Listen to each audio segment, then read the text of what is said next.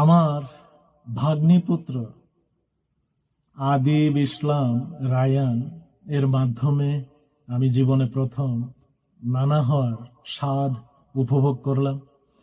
সেই উপভোগের জরিয়াতে তাকে উপলক্ষ করে একটি ছড়া ও একটি কবিতা রচনা করেছিলাম।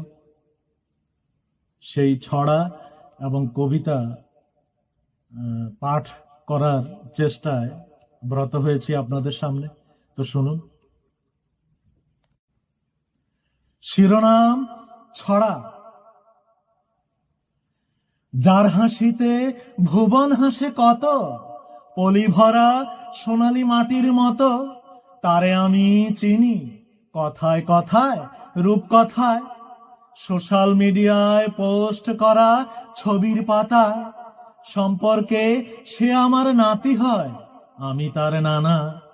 আদিব ইসলাম রায়ান নাকি নাম তার জানা। বেঁচে উঠুক ধনে জ্ঞানে মনে প্রাণে, উর্বর কবজায় মানুষের বিবেকে ধ্বনি ছড়ায় যেন আলোর বহতায়।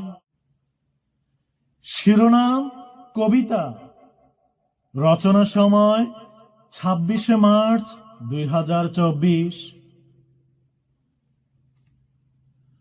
উদ্ভবের ঠিকানায় কেউ তারে দেখে নেয়, উত্তরণের পরাশমানে খচিত হলে পরে তারে কেউ দেখায়।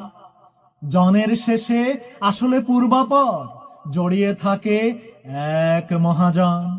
শৈশবের মিশেল মিশ্রের দাবানলে কখনো কখনো রপ্ত হয় এক উত্তীর্ণ মানব কানন।